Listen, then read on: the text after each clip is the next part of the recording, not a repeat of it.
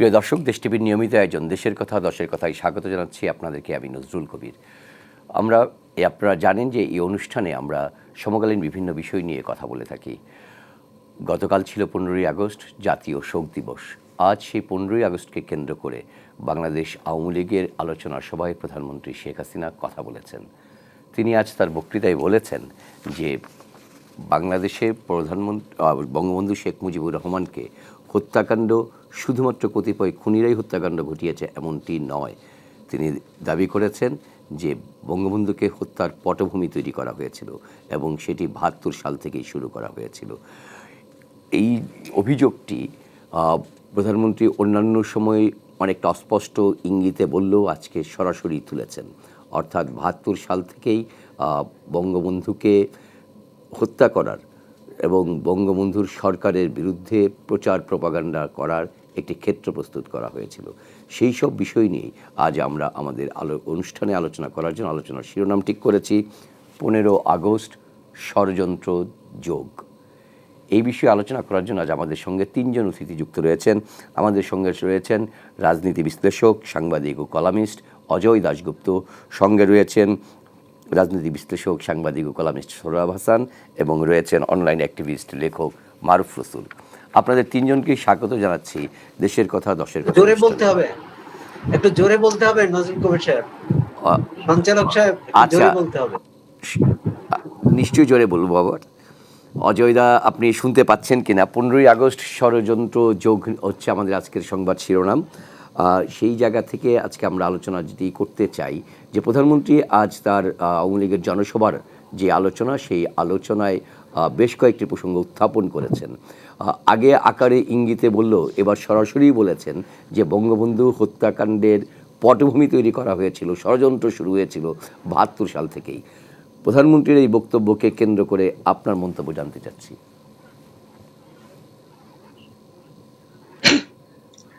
জাতির পিতা বঙ্গবন্ধু শেখ মুজিবুর রহমান এবং তার পরিবারের সদস্যদের যাদের হত্যা করা হয়েছে, জাতীয় চার নেতা সৈয়দ নজরুল ইসলাম, তাজউদ্দিন আহমদ,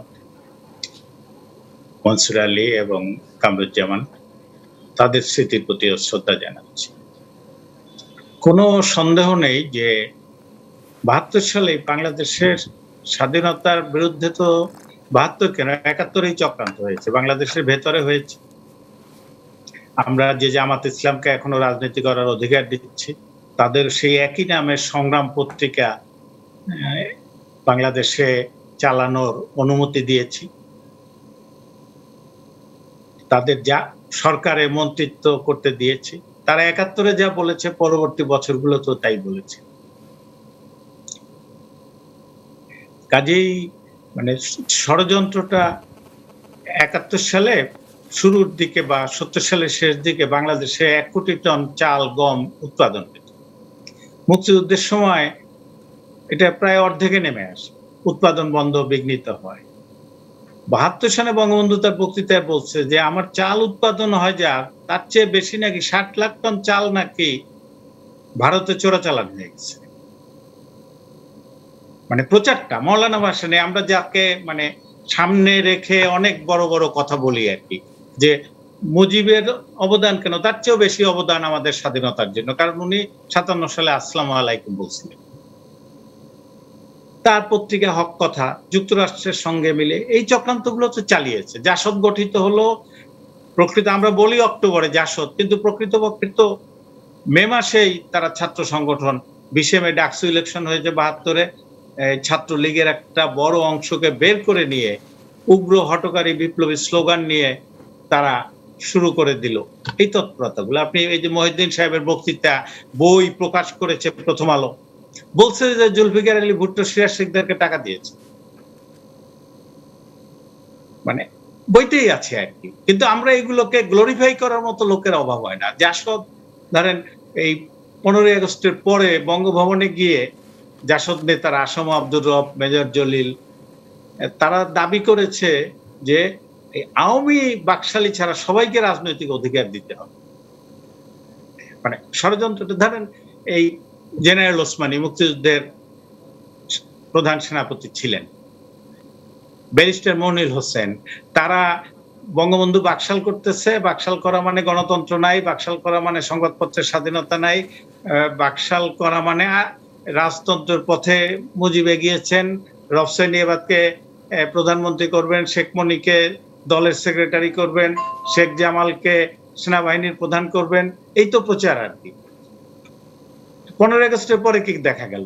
যেখানে পত্রিকায় কোনো কথা বলার স্বাধীনতা নাই, রেডিও টেলিভিশন, বেতার টেলিভিশনের স্বাধীনতা নাই, ওসমানী এবং মইনুল হোসেন সাহেব সেই দলে গিয়ে যোগ দিলেন, তাদেরকে সমর্থন করলেন, পৃষ্ঠপোষকতা দিলেন এবং নানা ধরনের, ধরেন এই 73-এর 16 ডিসেম্বর শেখ কামাল ব্যাংক ডাকাতি করতে গেছে, তো 73-এর 16 ডিসেম্বর যে গাড়িতে শেখ কামাল ছিলেন সেই গাড়িতে বিএনপির নেতা এই মাহমুদ টুকু, ইকবাল হাসান মাহমুদ টুকু, বিএনপির এখন স্ট্যান্ডিং কমিটির মেম্বার ছিলেন। বহু ধরনের অপপ্রচার হয়েছে, একটা বাইরে হয়েছে। বঙ্গবন্ধু 73-এর নভেম্বরের 11 তারিখে ছাত্র ইউনিয়ন কনফারেন্সে বলছিলেন যে চিলির আলেন্দেকে আমেরিকা মেরে ফেলছে, ওইরকম পরিণতি হলো আমি সাম্রাজ্যবাদের কাছে মাথা নত করব। তার মানে তিনি জানতেন, কিন্তু বাঙালিরা তাকে এইভাবে হত্যা করবে সেটা তিনি বিশ্বাস করতে চাননি। মানুষের প্রতি ভালোবাসায় যেহেতু জাতির পিতা, কাজেই মানুষকে তিনি শত্রুর দলে কাতারে ফেলতে চান নাই। কিন্তু এই যে একের পর এক ঘটনা আর কি, জিয়াউর রহমানের সঙ্গে এই সেনাবাহিনী থেকে বহিষ্কৃত যারা, কেউ যদি বলতে পারে যে বহিষ্কার ঠিক হয়েছে কি ভুল হয়েছে, কিন্তু আর্মিতে বহিষ্কৃতদের সেনাবাহিনীর উপপ্রধান দেখা করবে। আপনারা একেবারেই সম্প্রতি প্রথম আলো প্রকাশ করেছে বই, অধ্যাপক ডক্টর নুরুল ইসলাম, তার মধ্যে আছে লেখা, উনি প্ল্যানিং কমিশনের ডেপুটি চেয়ারম্যান ছিলেন, খ্যাতিমান অর্থনীতিবিদ, তিনি লিখছেন যে জিয়া তারকে বলছে যে আপনার সঙ্গে আমি বৈঠক করতে চাই। উনি বারবার বলছেন যে আপনি সেনাবাহিনীর কর্মরত উপপ্রধান, আপনার সঙ্গে তো আমার কথা হতে পারে না। কিন্তু জিয়াউল হক, সৌরভ ভাই খুব ভালো করে চিনেন, হ্যাঁ, তার বাসায় জিয়া বৈঠক করেছে এবং বৈঠক করে দেশের পরিস্থিতি কত খারাপ সেই সব বিষয়ে আলোচনা করেছে। ওই আরেকটা বৈঠকে এই জিয়াউর রহমান একে বলেছে, এই নুরুল ইসলাম সাহেবকে বলেছে যে বাংলাদেশ থেকে 5 থেকে 10 লাখ টন চাল ভারতে চোরাচালান হয়ে গেছে। তো উনি জিয়াকে জিজ্ঞেস করছেন যে আপনি তো উপপ্রধান, আর্মি মোবিলাইজ করা হয়েছে চোরাচালান ঠেকানোর জন্য, আপনারা যে পণ্য তালিকা চোরাচালানের জব্দ করছেন কিংবা চোরাচালান হয়ে গেছে বলে যেসব পণ্যের কথা বলছেন, তাতে তো চালের স্থান হচ্ছে 6-7 নম্বর, কিন্তু আপনি কেমন করে চোরাচালানের কথা বলেন? তো ইসলাম সাহেব মন্তব্য করেছেন যে জিয়া খুব রুষ্ট হলেন আমার এই কথায়। বঙ্গবন্ধু একটা পে কমিশন করেছিলেন, সেই পে কমিশনের সদস্য বেসরকারি যারা, জিয়া সবার সঙ্গে যোগাযোগ রাখত এবং সাইফুর রহমানের ভাষ্যেই আছে যে জিয়ার সাথে আমার এই সময় সখ্যতা হয় এবং আমরা দুইজনে আলাপ করে সিদ্ধান্তে আসি যদি জিয়া কখনো ক্ষমতায় আসেন তিনি রাষ্ট্রপতি হবেন এবং আমাকে অর্থমন্ত্রী করবেন। কাজে আকস্মিকভাবে কিন্তু কোনো কিছু হয়নি। আওয়ামী লীগের দুর্বলতা বলবো, বঙ্গবন্ধু হত্যার 46 বছর পরে এসে দাঁড়িয়ে, এর মধ্যে কিন্তু 28 বছর ক্ষমতায় যারা, তারা বাংলাদেশের স্বাধীনতায় বিশ্বাস করে নাই, তারা জিয়া এরশাদ, খালেদা জিয়া, মতিউর রহমান নিজামের পথ ধরে বাংলাদেশকে পরিচালনা করছে।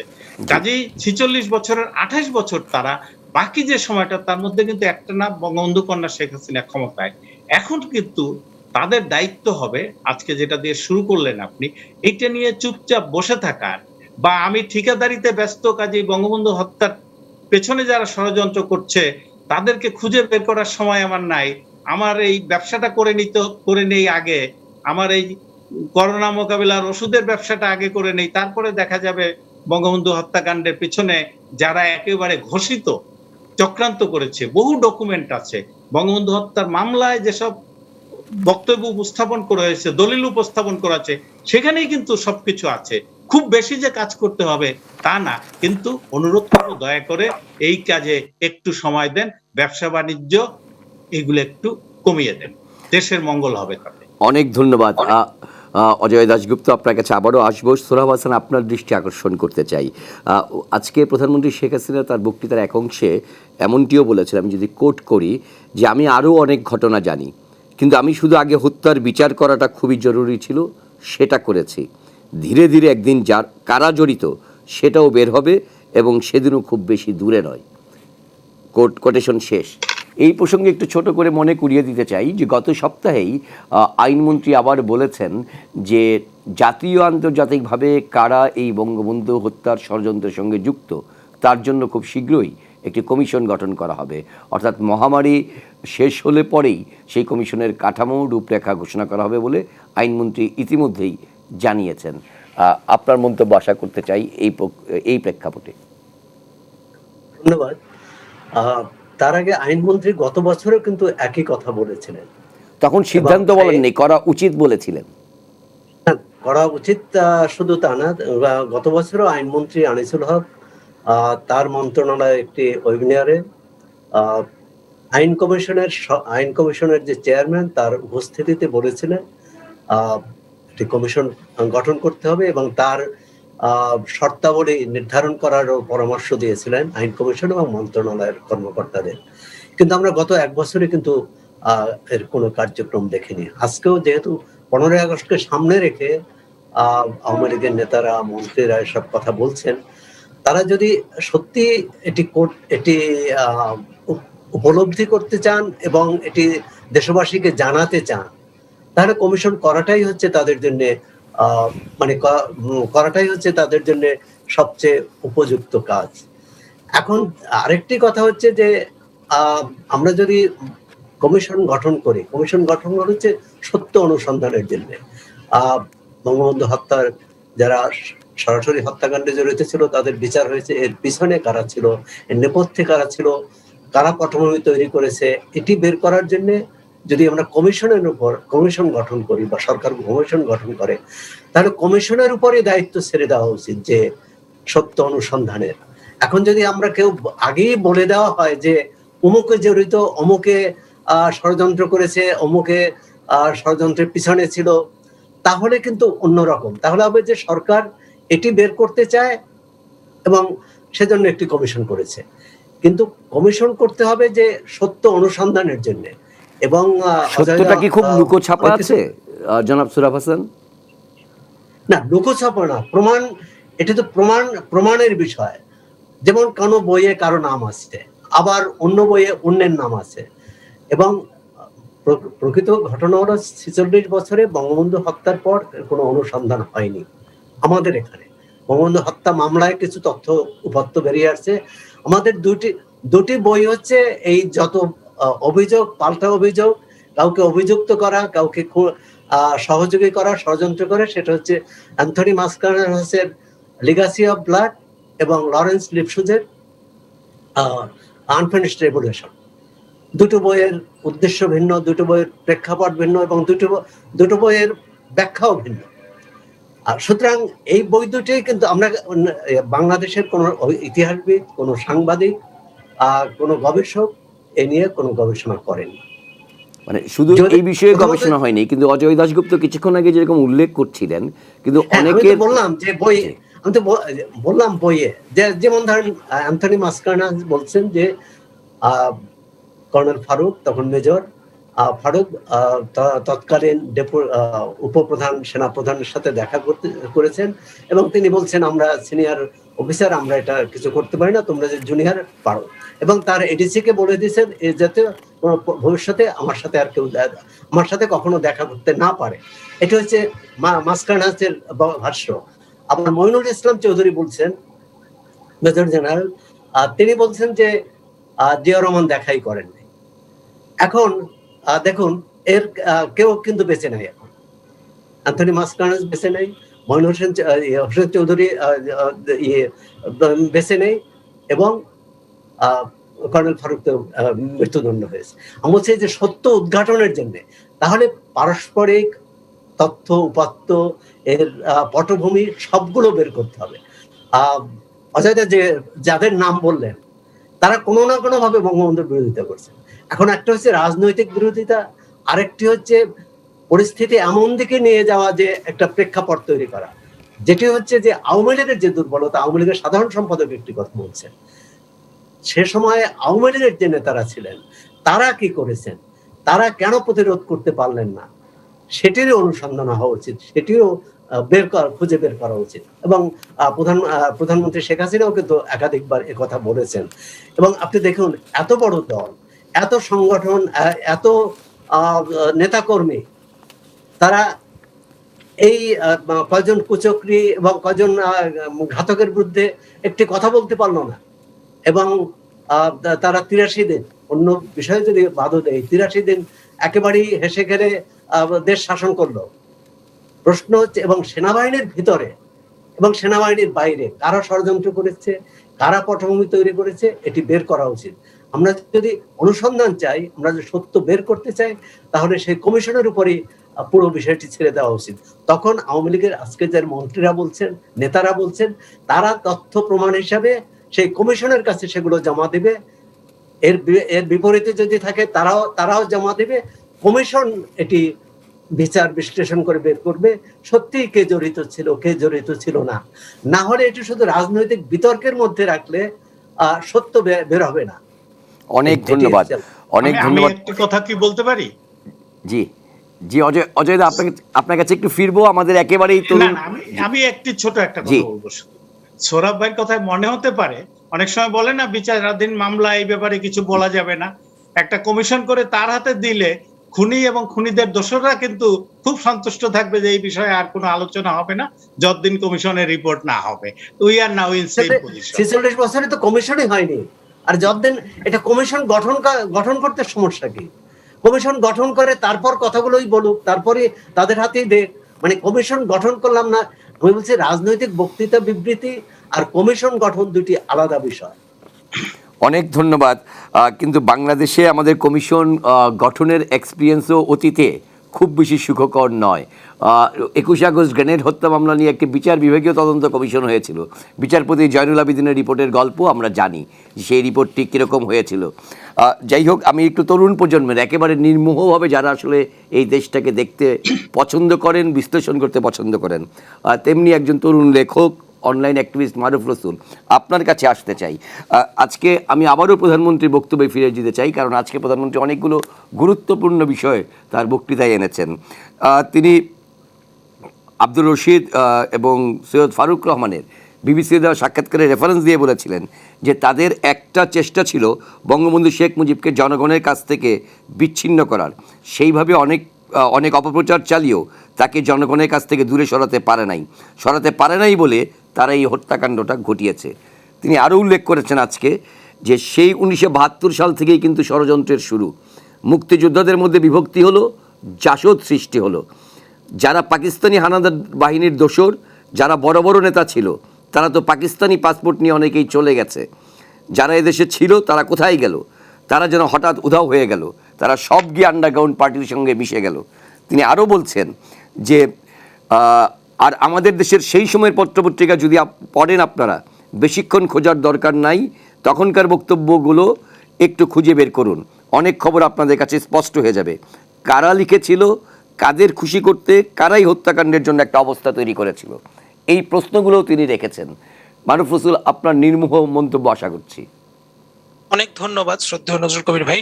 দুজন অগ্রজ গণমাধ্যম কর্মী একটু আগে আলোচনা করছিলেন এবং শ্রদ্ধেয় সোহরাব হাসান সাহেব যে আলোচনাটি করছিলেন যে একটি কমিশন গঠন করা এবং সেই কমিশন গঠনের পর রাজনৈতিকভাবে আলোচনা বা আমরা যে গবেষণার আলোচনাটি করছি সেই আলোচনাটি করা উচিত, কারা দায় দায়িত্বে ছিলেন বা ছিলেন না।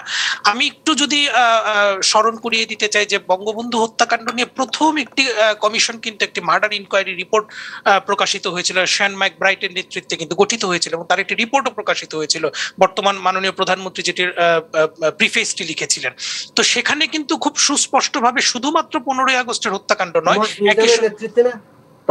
থমাস উইলিয়াম এবং শন ম্যাকব্রাইট দুজনের একসঙ্গে দুজন মিলে এটার এই তদন্ত কমিশনটা গঠন করেছিলেন। তো এখানে কেবল 15ই আগস্টের নয়, 3রা নভেম্বরের হত্যাকারী কারা ছিল সে বিষয়েও কিন্তু সেখানে সুনির্ধারিত আলোচনা হয়েছে। আমি একটু বলতে চাই সেটি হচ্ছে যে তদন্ত কমিশন অবশ্যই গঠন করা উচিত, কেননা কমিশন গঠনের মধ্য দিয়ে আসলে সত্যটি প্রকাশিত হবে। কেবলমাত্র হত্যাকারী না, হত্যার প্রেক্ষাপট কারা তৈরি করেছেন সেটিও প্রকাশিত হবে। কিন্তু এর মানে এই নয় যে তদন্ত কমিশনটি গঠন না হওয়া অবধি আমরা বলতে পারছি না যে আসলে এই পরিপ্রেক্ষিতটি কারা তৈরি করেছিল। কারণ আপনি কিছুক্ষণ আগে মাননীয় প্রধানমন্ত্রীর যে বক্তব্যটি উদ্ধৃতি আকারে উল্লেখ করলেন, সেখানে তিনি তৎকালীন সংবাদপত্রের আলোচনাটি করেছেন এবং তৎকালীন সংবাদপত্রের কথাটি বারবার উল্লেখ করেছেন, এবং এটি খুব সুস্পষ্ট। কারণ 1972 সাল থেকে 1975 সাল অবধি তৎকালীন যে সংবাদপত্রগুলো রয়েছে সেখানে কেবল সংবাদপত্রের সম্পাদকীয় উপসম্পাদকীয়ই নয়, সেখানে বিভিন্ন রাজনৈতিক নেতৃবৃন্দের যে বক্তৃতা, বক্তব্য, বিবৃতি ছাপা হয়েছে সেগুলো যদি একটু পরিষ্কার করে আমরা দেখি, যেমন আমি শ্রদ্ধেয় অজয় দাশগুপ্ত বলছিলেন মৌলানা ভাসানীর কথা। মৌলানা ভাসানীর আমি শুধু দুটো আলোচনা একটু করতে চাই। 1972 সালের 22 জানুয়ারি তিনি যখন ফিরে আসলেন, তখন তিনি বলছেন যে বাংলাদেশ হবে একটি ধর্মনিরপেক্ষ গণতন্ত্র সমাজতান্ত্রিক দেশ, এবং তার ঠিক 266 দিন পর 7ই অক্টোবর 1972 সালে তিনি বলছেন বাংলাদেশের সংবিধান অবশ্যই হবে কোরআন ও হাদিসের ভিত্তিতে। আমি দুটো তথ্যই দিয়েছি, একটি পিটিআই রিপোর্টের অনুযায়ী, আরেকটি হচ্ছে মর্নিং নিউজ 8ই অক্টোবর 1972 প্রেক্ষাপট থেকে বলছি। আমি বললাম যে এই যে এত বড় একজন মানুষ, এত বড় একজন নেতা, তিনি হঠাৎ করে তার বক্তব্য উল্টে ফেললেন, এবং সে সময়ে এনায়েতুল্লাহ খানের সম্পাদিত হলিডে পত্রিকার যে ভূমিকা, হলিডে পত্রিকার যে একের পর এক, এটি বঙ্গবন্ধুর শাসনামলেই সেই গুজবগুলোর জবাব কিন্তু দেওয়া হয়েছিল সরকারিভাবে। ভারতীয় নোট প্রত্যাহারের জন্য 1 মাস সময় দেওয়া হলো, কিংবা বঙ্গবন্ধুর সুইস ব্যাংকে অ্যাকাউন্ট আছে, ইত্যাদি ইত্যাদি অসংখ্য যে গুজবগুলো তখন তৈরি করা হয়েছিল। আমি এই কথাটি বলছি এই কারণে যে সেই সময় সংবাদপত্র সত্যিকার অর্থেই একটি বড় আকর মাধ্যম বলে আমি মনে করি। আমি যে এই বিষয়টি নিয়ে কাজ করতে গিয়ে দেখেছি যে আমাদের গবেষকরা, যেমন বিভিন্ন অগ্রজ গবেষকরা বিভিন্ন বইপত্র লিখেছেন। হ্যাঁ, অ্যান্থনি ম্যাসকারেনাস এবং লরেন লিফোর্জের দুটো বইয়ের কথা শ্রদ্ধেয় সোহরাব হোসেন বলেছেন। এই দুটোর মন্তব্য আলাদা হতে পারে, গবেষকের দৃষ্টিভঙ্গি আলাদা হতে পারে, কিন্তু তথ্য উপাত্তগুলো যদি আমরা একটু মিলিয়ে পড়ার চেষ্টা করি, সত্যটা আমরা খুঁজে বের করতে পারবো। কিন্তু তার মানে এই নয় যে আমাদের সত্যটাই চূড়ান্ত। একটি কমিশন গঠন হলে হয়তোবা সেই সত্যটা রাষ্ট্রের কাছে উঠে আসবে এবং তার ভিত্তিতে আমরা পরবর্তীতে কথা বলতে পারবো। কিন্তু যে আলোচনাটি শ্রদ্ধেয় নজরুল কবির আপনিও বলছিলেন যে আমাদের কমিশন গঠন করবার অভিজ্ঞতাটি খুব বেশি সুখকর নয়, কারণ আমাদের কমিশনগুলো, যতগুলো কমিশন গঠিত হয়েছে মুক্তিযুদ্ধের পরবর্তী পর্যায় থেকে আমরা দেখেছি, প্রত্যেকটি কমিশনের রিপোর্টে নানানভাবে রাজনৈতিকভাবে বিভিন্ন ধরনের বক্তব্য, বিবৃতি সেখানে উপস্থাপন করেছে। আমি যদি একেবারে মানে খুব নিকটবর্তী একটি উদাহরণ হিসেবে উল্লেখ করি, 2004 সালে 21 আগস্টে গ্রেনেড হামলার পরও কিন্তু একটি রাষ্ট্রীয়ভাবে একটি তদন্ত কমিশন করা হয়েছিল, এবং তার রিপোর্টের মতন সেই রিপোর্টটি আপনারা গণমাধ্যম কর্মীরা রয়েছেন, আপনারা অবশ্যই সেই রিপোর্টটি দেখেছেন, সেখানকার ভাষ্য কি ছিল।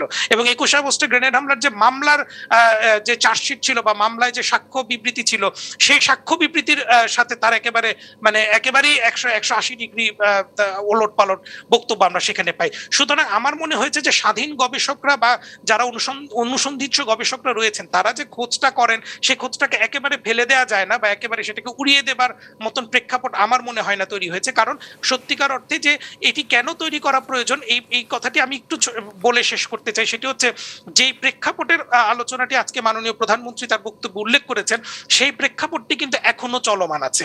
আমি কথাটি বলছি এই কারণে যে ধরুন মাওলানা ভাসানীর মতন অত বড় একজন নেতা 266 দিনের মধ্যেই তিনি তার বক্তব্যটি পাল্টে দিয়েছেন। শুধু তো পাল্টাননি, তার আগে তিনি ভুট্টোর সঙ্গে একটি সফর করেছেন, তিনি মুসলিম বাংলা প্রতিষ্ঠার জন্য একটি বক্তব্য বা বিবৃতি দিয়েছেন, এবং তারপর তিনি বাংলাদেশে ফিরে এসে বলেছেন যে বিপ্লব হয়েছে, এখন আমি প্রতি বিপ্লব ঘটাবো। এটাও আমি তৎকালীন সংবাদপত্রের রেফারেন্স দিয়ে বলছি।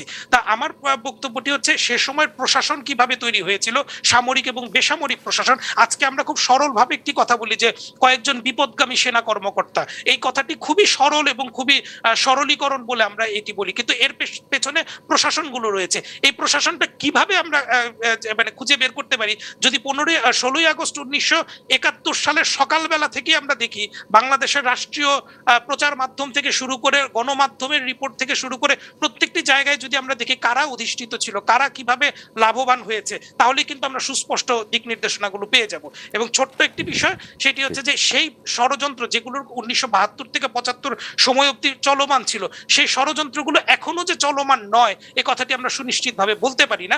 কারণ সেই কুশীলবরা এখনো আমাদের রাজনীতি, আমাদের অর্থনীতি, আমাদের প্রশাসন, আমাদের সামরিকতন্ত্র প্রত্যেকটি জায়গায় উপস্থিত রয়েছে। আমি একটি ছোট্ট উদাহরণ দিব, দিয়ে আলোচনাটি শেষ করবো। সেটি হচ্ছে 16ই আগস্টে দৈনিক ইত্তেফাকে অত বড় করে একটি সম্পাদকীয় ছাপা হয়েছিল, যেখানে লেখা হয়েছিল ঐতিহাসিক নবযাত্রা। তার মানে দাঁড়াচ্ছে যে খবরের কাগজের তো আর দোষ নেই, কিন্তু খবরের কাগজের পেছনে কারা ছিলেন, সম্পাদক কারা ছিলেন, কারা এটার সঙ্গে সম্পৃক্ত ছিলেন, এই বিষয়গুলো আমার মনে হয় আলোচনায় আনা খুব বেশি জরুরি। অনেক ধন্যবাদ মারুফ রসুল। নিশ্চয়ই আমরা এই বিষয়গুলো নিয়ে আবারও আলোচনা করতে চাই। আপনি একটি প্রসঙ্গ উত্থাপন করেছেন যে একই সঙ্গে এই ৭৫-এর ১৫ই আগস্টের পটভূমি তৈরি করার যে কুশীলব, সেই সমস্ত কুশীলবের উত্তরাধিকার বা সেই সমস্ত কুশীলবের কেউ কেউ এখনও রয়েছেন। আজকে আমাদের সঙ্গে অতিথি রয়েছেন সাংবাদিক অজয় দাশগুপ্ত, সাংবাদিক সোহরাব হাসান এবং লেখক মারুফ রসুল। আপনাদের তিনজনকে আবারও আলোচনায় স্বাগত জানাচ্ছি। বিরতির আগে আমরা মারুফ রসুলের কথা শুনছিলাম। জনাব অজয় দাশগুপ্ত, আপনার কাছে ফিরতে চাই আলোচনায়। প্রধানমন্ত্রী আজকে তার বক্তৃতায় যদি আমরা দুটো অংশে ভাগ করি, একটি দিকে তেমনি যেমন বলেছেন ৭২ থেকে ৭৫-এ কীভাবে প্রেক্ষাপট তৈরি করা হয়েছিল, পরবর্তীতে মারুফ রসুল যেমনটি বলছিলেন যে এখনকার জায়গাটাও বলেছেন। প্রধানমন্ত্রী একটি বক্তব্য বলেছেন এবং তিনি আবারও তার প্রতিজ্ঞা করেছেন। আজকে বলেছেন যে ব্যক্তিগত চাওয়া বা জীবনের মায়া তার নেই, ফলে তিনি বলেছেন যে এর কোনোটির দিকে না তাকিয়ে দেশবাসীর জন্য তিনি কাজ করে যেতে চান। এবং তিনি উদাহরণ হিসেবে আমি যদি কোট করি, তিনি বলেছেন, আমার জীবনের কোনো মায়া নেই, আমার কিছু চাওয়ার নেই, আমার একটাই চাওয়া, যে আদর্শ নিয়ে আমার বাবা এদের স্বাধীন করেছেন তার সেই আদর্শ বাংলার মানুষের কাছে পৌঁছে দেব, এটাই আমার প্রতিজ্ঞা। এবং আরও একটি প্রসঙ্গ আপনাকে একটু জাস্ট মনে করিয়ে দেওয়ার জন্য আলোচনার সুবিধার্থে, তিনি বলেছেন, মৃত্যুকে সামনাসামনি দেখেছি কিন্তু কোনো দিন আমি ভীত হইনি, আমি ভীত হব না, কারণ আমি প্রস্তুত। আমি তো জানি যে কোনো মুহূর্তে আমাকে চলে যেতে হবে। যতটুকু সময় আছে দেশের জন্য কতটুকু করতে পারি সেইটুকুই আমি চাই। এদেশের দুঃখী মানুষের মুখে হাসি ফুটিয়ে আমার বাবা মা ভাইয়ের আত্মা যেন শান্তি পায়, সেটাই আমি চাই। জাতির পিতা রক্ত দিয়ে গেছেন এদেশের মানুষের জন্য, রক্ত দিয়ে গেছেন আমার মা, আমার ভাইয়েরা, আমিও সেই রক্ত দিতেই বাংলাদেশে পা রেখেছি। এই যে শেষ বাক্যটি উচ্চারণ করলাম যে আমিও রক্ত দিতেই বাংলাদেশে পা রেখেছি, আমরা দেখেছি বাংলাদেশের কোনো সরকার প্রধানের মধ্যে সবচেয়ে বেশি সংখ্যকবার শেখ হাসিনাকে হত্যা করার উদ্যোগ নেওয়া হয়েছিল। 21শে আগস্ট, আর কদিন পরে 21শে আগস্টের মতো ঘটনাও এই দেশে ঘটেছে। এবং সেখানে আমরা দেখেছি সেই 21শে আগস্টের মামলায় যখন দেখলাম আমরা যে সেখানে এনএসআই, ডিজিএফআই এর প্রধান শীর্ষ ব্যক্তিরা পর্যন্ত যুক্ত ছিলেন, সরকারের মন্ত্রীরা তো ছিলেনই। সেই রকম একটি জায়গা থেকে আমি যে বক্তব্যটি আনতে চাই, আমাদের এখানেই 15ই আগস্টের আলোচনায় অবসরপ্রাপ্ত মেজর জেনারেল মোহাম্মদ আলী শিকদার একটি কথা বলছিলেন যে ৭৫ পূর্ববর্তী সময়ে সেখানে এনএসএ এর প্রধান কী ছিলেন, প্রোপাগান্ডার কথা বলা হয়েছে, যে তিনি বলছিলেন যে এনএসএ এর প্রধান যিনি ছিলেন তিনি আসলে বাংলাদেশ বিরোধী লোক ছিলেন। পুরো পাকিস্তান আমলে অর্থাৎ মুক্তিযুদ্ধ চলাকালীন সময়ে তিনি সরাসরি রাজাকার আল-বদর আল-শামস বাহিনীদের সহযোগী হিসেবে কাজে ছিলেন। একই রকম বক্তব্য দিয়েছিলাম। আমি একটি ধারাবাহিক প্রতিবেদন করেছিলাম এই দেশ টিভিতে, প্রায় 13 পর্বের জাতীয় আন্তর্জাতিক ষড়যন্ত্র নিয়ে। সেখানে ইতিমধ্যে প্রয়াত হয়েছেন মেজর জিয়াউদ্দিন, সুন্দরবনের জিয়াউদ্দিন নামে যিনি পরিচিত, তিনি ডিজিএফএ ছিলেন। তিনি আমাকে বলেছিলেন প্রোপাগান্ডার ক্ষেত্রে আইএসের সঙ্গে এনএসএর কিছু কর্মকর্তা কীভাবে যুক্ত হয়েছিল সেই তথ্য তাদের কাছে ছিল সেই সময়, সেই তথ্য জানানো হয়েছিল, কিন্তু বঙ্গবন্ধু সেই তথ্যগুলিকে আমলে নেননি। অজয় দাশগুপ্ত, আপনার আলোচনা শুনতে চাই আজকে প্রধানমন্ত্রীর বক্তব্যের পরিপ্রেক্ষিতে। প্রধানমন্ত্রী তার সংকল্পের কথা বলেছেন। বঙ্গবন্ধু কিন্তু ৭৫-এর 15ই আগস্ট যখন খুনিদের মুখোমুখি দাঁড়িয়েছিলেন, ডক্টর জিল্লুর রহমান খান তার বইয়ে আছে বঙ্গবন্ধু সম্মোহনী নেতৃত্ব ও বাংলাদেশের স্বাধীনতা সংগ্রাম, এই বইয়ে, যে বঙ্গবন্ধু খুনিদের মুখোমুখি দাঁড়িয়ে বলেছিলেন, বাঙালিরা যদি তাদের জাতির পিতাকে হত্যা করতে চায় আমি প্রস্তুত, তবে আমার মৃত্যুর মধ্য দিয়ে বাংলাদেশে গণতন্ত্র ও মানবিকতা বিদায় নিবে। এটা জিল্লুর রহমান সাহেবের বইয়ে আছে, আপনারা নিশ্চয়ই দেখেছেন বইটা। বাংলাদেশে একটা অদ্ভুত প্যারাডক্স ইত্যাদি যদি বলেন, গণতন্ত্র যখন থাকে তখন সবার মুখে আরো বেশি গণতন্ত্র, আরো বেশি মানবাধিকার, আর যখন সামরিক শাসন হয়, জিয়াউর রহমানের নিষ্ঠুর শাসন চলে, এইচ.এম. এরশাদের নিষ্ঠুর শাসন চলে, খালেদা নিজামীর শাসন চলে, তখন এই গণতন্ত্রের সময় যারা আরো মানবাধিকার, আরো গণতন্ত্র বলে সোচ্চার হয়, তারা চুপচাপ হয়ে যায়, কারণ সামরিক শাসন আমলে তো কথা বলা যায় না, অথচ তখনই তো বেশি কথা বলার কথা। ওই সামরিক শাসনের বিরুদ্ধে কিন্তু বাংলাদেশে একটি দল কনস্ট্যান্টলি রুখে দাঁড়িয়েছে, সেটা আইয়ুব খান হোক, সেটা ইয়াহিয়া খান হোক, সেটা জিয়া খান হোক, সেটা এরশাদ খান হোক, ওই দলটার নাম আওয়ামী লীগ।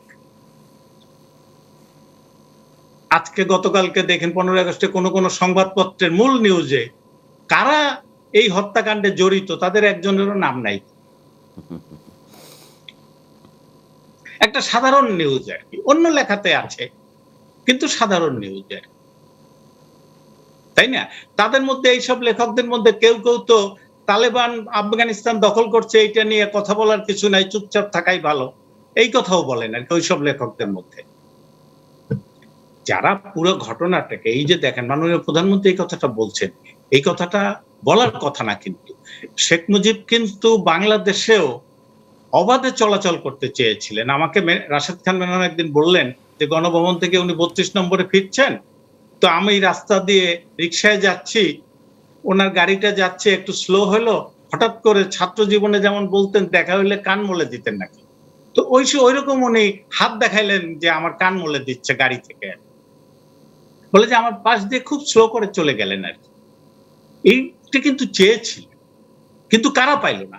এই সন্ত্রাসীরা যারা 15 আগস্ট করিয়েছে।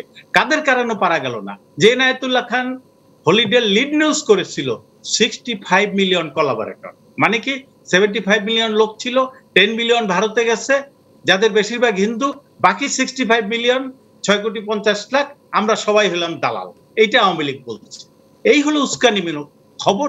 এখন যারা মনে করে যে এইগুলো নিয়ে বেশি আলোচনা, শেখ হাসিনা তার বাপকে নিয়ে, ইমরান খানের বিবৃতি দেখি, যে বিবৃতি দিয়েছেন 15 আগস্ট বলে, কি লিখেছেন? আপনার বাবার মৃত্যুবার্ষিকীতে আমি জানাই, সমবেদনা জানাই। বঙ্গবন্ধু শেখ মুজিবুর রহমান কি শুধু শেখ হাসিনার বাবা, যে কারণে 15 আগস্টের হত্যাকাণ্ড ঘটিত হয়েছে, নাকি তার পিছনে আপনি শুরুতে যেটা বললেন এইটা কিন্তু এখনো ফেস করছে বাংলাদেশে? মানে এখনো কিন্তু বহু শক্তি আছে যারা ভেতরে, সেটা যেমন 72-এ ছিল, নুরুল কাদের জানেন পাবনার ডিসি ছিলেন 71-এ, উনি মুক্তিযুদ্ধে সক্রিয় ছিলেন, ফিরে এসে ওনাকে সচিবালয়ে বড় দায়িত্ব দেওয়া হলো। স্বাধীনতার পরে কয়েক মাস ওনার বেতন হয় না, উনি ওনার বইয়ে লিখেছেন আর কি, যে আমার কয়েক মাস বেতন হয় না।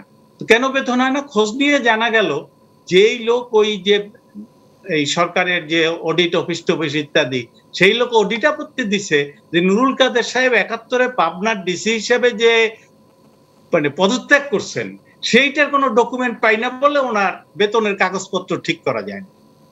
আপনি বলেন যে 72-এ স্বাধীন বাংলাদেশে এই মানসিকতার লোক আছে যারা নুরুল কাদের 71-এ যে পাবনার ডিসি থেকে পদত্যাগ করার প্রশ্ন নাই, বরং মুক্তিযুদ্ধে যোগদান করার প্রশ্ন, সেইটাকে চ্যালেঞ্জ করে আবার আইসা সেটা সাফাই গাইতেছে।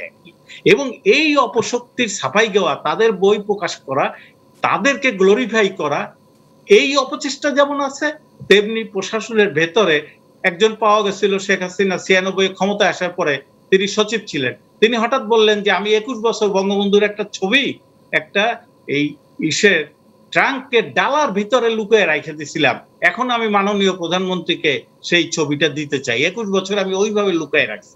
তা আমি তখন একটা লেখায় বলছিলাম যে যারা 21 বছর রাজপথে সংগ্রাম করেছিল, বঙ্গবন্ধুর ছবির জন্য প্রাণ দিয়েছে, যারা 1975-এর 4 নভেম্বর ঢাকা বিশ্ববিদ্যালয় বটতলা থেকে 32 নম্বর পর্যন্ত মিছিল করে গেছে আর্মির মেশিন গানের হুমকিকে উপেক্ষা করে, তারা তো কখনো শেখ হাসিনার কাছে গিয়ে বলে না যে আপনার বাবার জাতির পিতার জন্য আমরা জীবন দিতে গিয়েছি। ওই 21 বছর ট্রাঙ্কের নিচে লুকিয়ে রাখছে, সে বলতেছে আমি একটা মহৎ কাজ করে ফেলছি। আবার যারা বলে যে বঙ্গবন্ধু হত্যাকাণ্ডের পরে আওয়ামী লীগ কিছু করে নাই, তো জাতীয় 4 নেতা মূল্য কেন? আওয়ামী লীগের সেন্ট্রালের যদি 15 জন মন্ত্রী হয়ে থাকে, তাইলে সেন্ট্রালের তো 100 জন গ্রেপ্তার হয়েছে,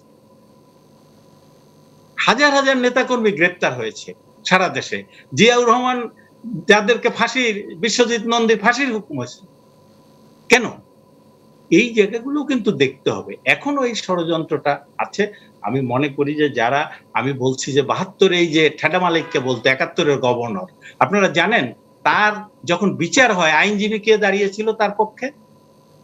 আতাউর রহমান খান।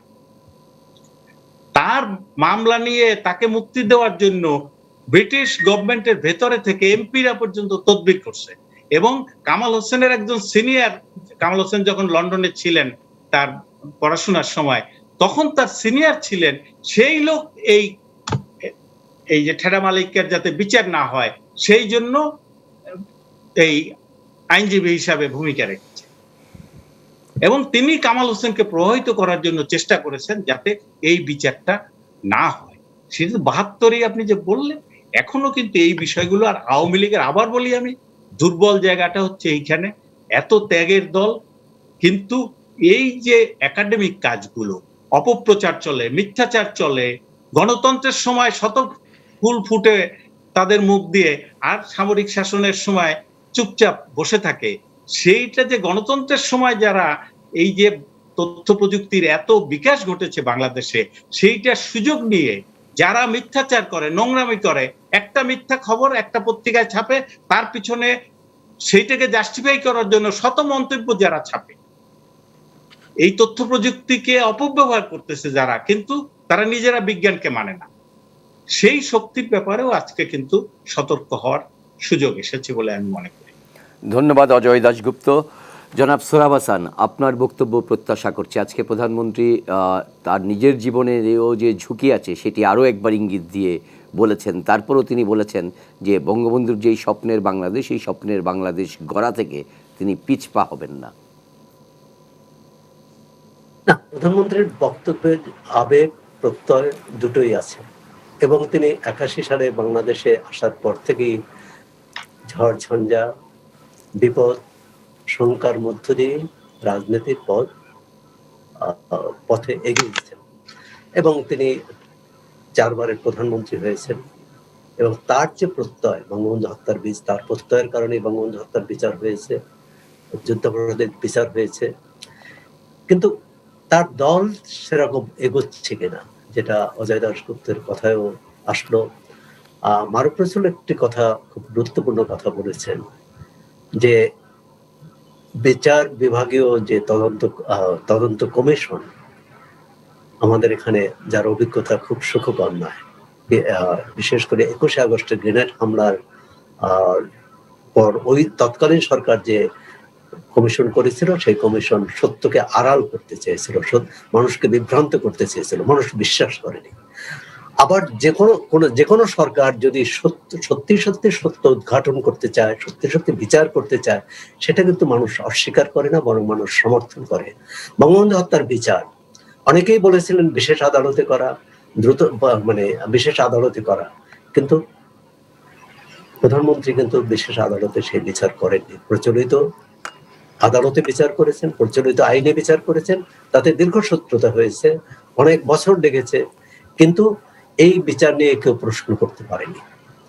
সুতরাং আমি বলছি না যে তো করেছিল, সেই বিচারের প্রক্রিয়া তো থেমেছিল, বাধাগ্রস্ত করেছে অন্য সরকার এসে, কিন্তু তারা বাতিল করতে পারেনি। যদি এটা বিশেষ আদালত হতো, অন্য হয়তো বাতিল করতো। আমি বলছি যে এ কারণে সত্য কখনো আড়াল করা যায় না এবং সত্যকে অস্বীকার করা যায় না।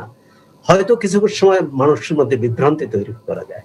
তা যদি আমরা সত্য অপরাধীদের বিচার হয়েছে, খুনিদের বিচার হয়েছে, এর পিছনে কারা আছে সেটি যদি আমরা সত্যি বের করতে চাই, সরকার বের করতে চায়, তাহলে আমার কথা হচ্ছে নির্মমভাবে, তখন কার কি ভূমিকা ছিল, যেটা প্রধানমন্ত্রী বলেছেন ৭২ থেকে ৭৫ পত্র পত্রিকা যদি দেখেন, ৭৫ কার প্রশাসনে কার কি ভূমিকা ছিল, এখন কার কি ভূমিকা ছিল, কিন্তু আমি বলছি এখনকার ভূমিকা দিয়ে সেটি কিন্তু বিচার করা যাবে না।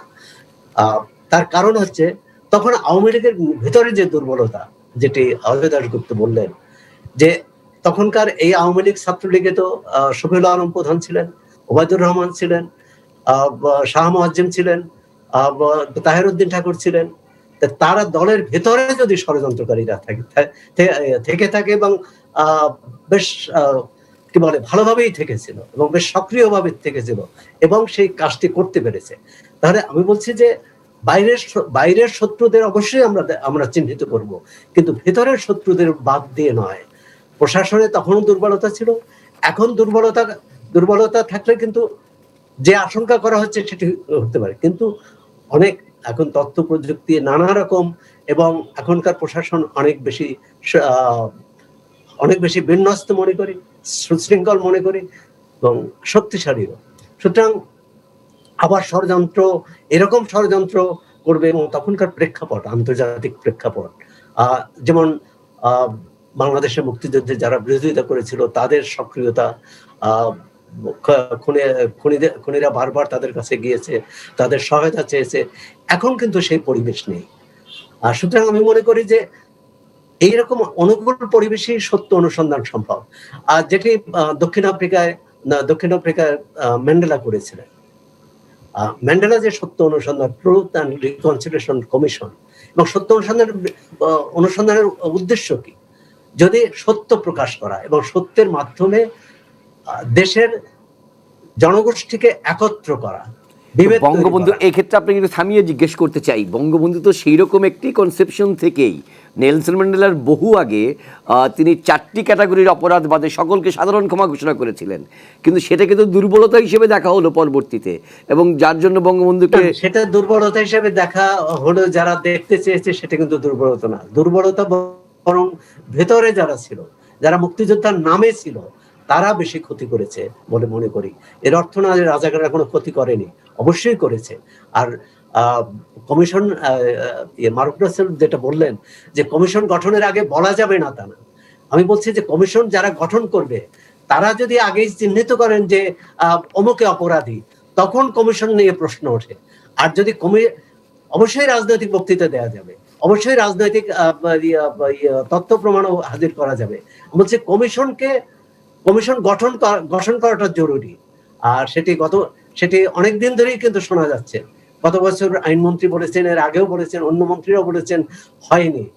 এরকম একটা কমিশন হোক, সত্য বের হোক, এবং এর পেছনে আড়ালে যারা ছিল তারা চিহ্নিত হোক, এবং জাতি জানুক, নতুন প্রজন্ম জানুক কোন পরিবেশে কিভাবে কারা বঙ্গবন্ধু হত্যার সাথে সরাসরি জড়িত ছিল, তারা নেপথ্যে ছিল, সেটি জানা দরকার।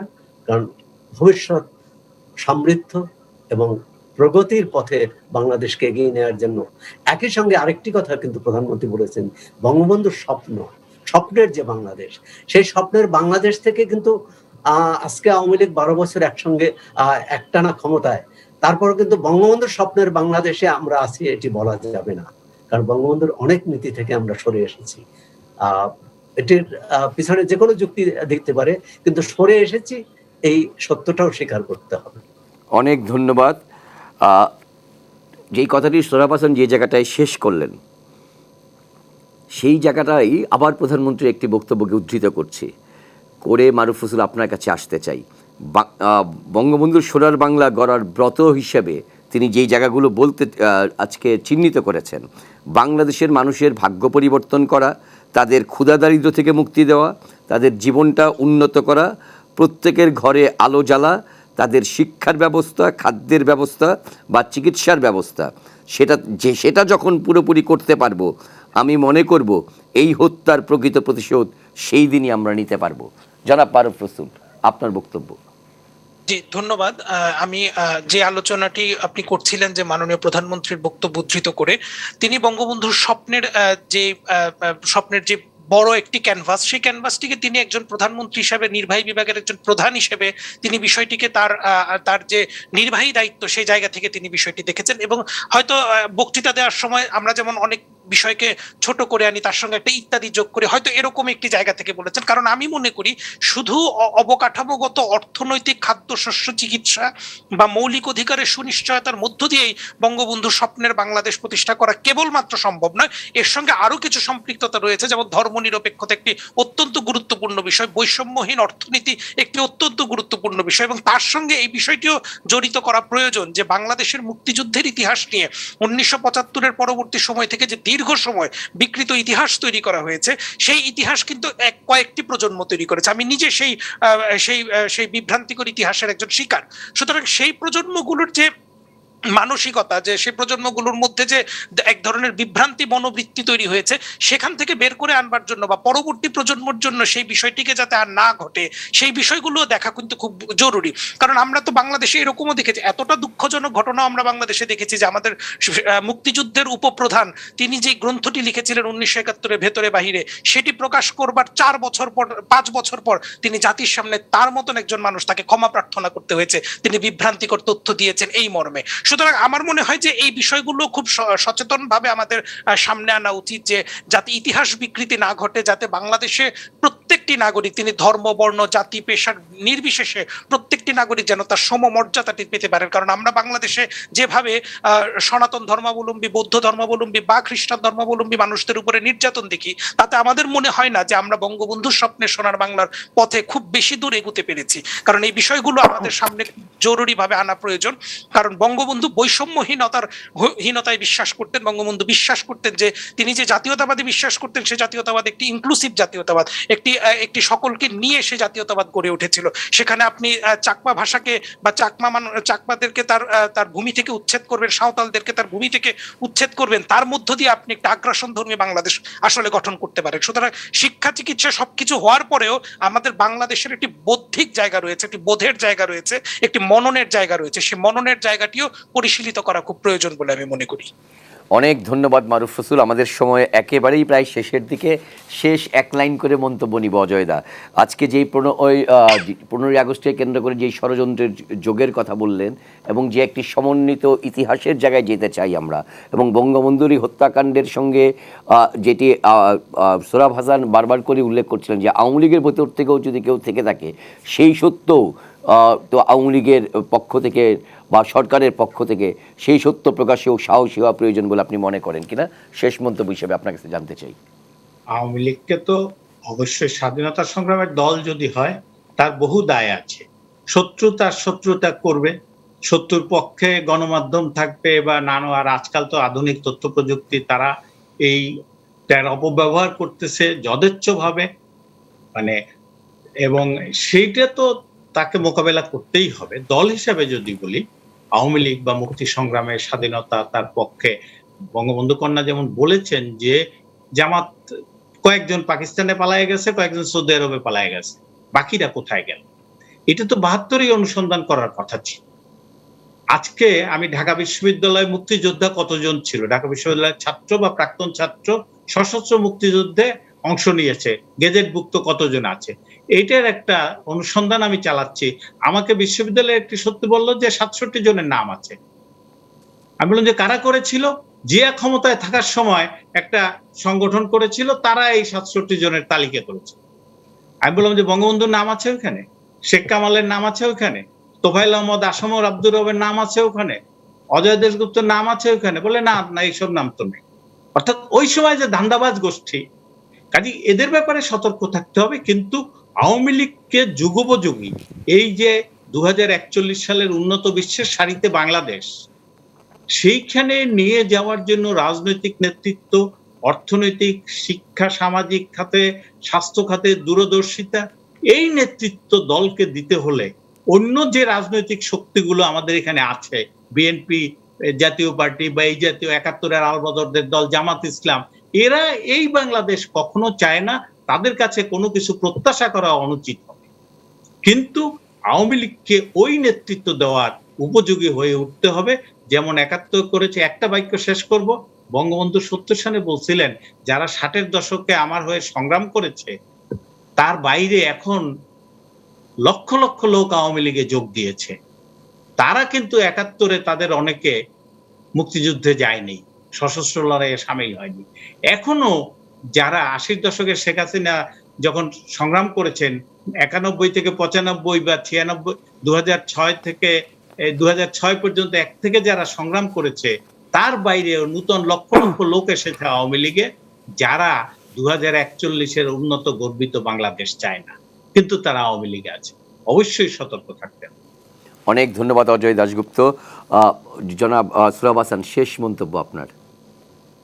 না, বঙ্গবন্ধুর স্বপ্নের বাংলাদেশ হচ্ছে গণতান্ত্রিক বাংলাদেশ, বঙ্গবন্ধুর স্বপ্নের বাংলাদেশ হচ্ছে সমাজতান্ত্রিক শোষণমুক্ত বাংলাদেশ, বঙ্গবন্ধুর স্বপ্নের বাংলাদেশ হচ্ছে ধর্ম নিরপেক্ষ বাংলাদেশ, বঙ্গবন্ধুর সমতা ধর্মী বাংলাদেশ, নারী পুরুষের যেখানে সম অধিকার থাকবে এবং যেখানে সংবিধানে 4 নীতির নামে গোঁজামিল থাকবে না, সেটি হচ্ছে বঙ্গবন্ধুর স্বপ্নের বাংলাদেশ। অনেক ধন্যবাদ সোহরাব হাসান। মারুফ রসুল, আপনার শেষ মন্তব্য।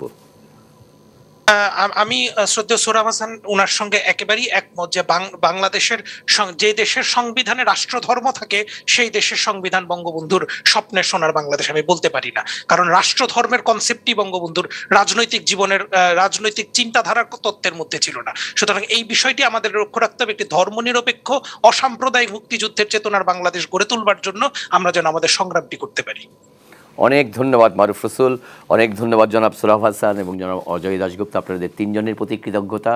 আজকে আপনারা এই গভীর রাত্র আমাদেরকে সময় দিয়েছেন। প্রিয় দর্শক, সময় একদমই ফুরিয়ে এসছে। শেষ বেলায় শুধু এই বাক্যটিই বলতে চাই যে বাংলাদেশ আজকে 50 বছরের টকবগে তরুণ, কিন্তু সেই বাংলাদেশের তারুণ্য নানা কারণেই ক্ষতবিক্ষত। বাংলাদেশের যেই সংবিধানটি 30 লাখ শহীদের রক্তের আখরে লেখা হয়েছিল, সেই শহীদের রক্তের আখরের সংবিধান পুরোপুরি এখনও বাস্তবায়িত হয়নি। সেই 4 মূলনীতি এখনও ফিরে আসেনি রাষ্ট্রের প্রতিটি কাজে, তার মর্মমূলে, তার মননে, তার মগজে। সেই জায়গাটি ফিরিয়ে আনাই হবে আসলে সত্যিকার অর্থেই জাতির পিতা বঙ্গবন্ধুর প্রতি যথাযথ সম্মান দেখানো, এবং সেটিই হবে বঙ্গবন্ধুর যে নির্মম হত্যাকাণ্ড তার প্রকৃত প্রতিশোধ নেওয়া। কারণ পাকিস্তান দর্শনকে 71-এ আমরা পরাজিত করেছি বাংলাদেশ দর্শন নিয়ে এগোবো বলে। বাংলাদেশ দর্শনে বাংলাদেশকে শির দ্বারা উঁচু করে চলতেই হবে, এর কোনো বিকল্প নেই। স্বাধীনতার সুবর্ণ জয়ন্তীতে এই হোক আমাদের সকল নাগরিকের প্রতিজ্ঞা। ভালো থাকবেন, সতর্ক থাকবেন, বাড়ির বাইরে বেরোলে অবশ্যই মাস্ক পরে বেরোবেন। শুভরাত্রি।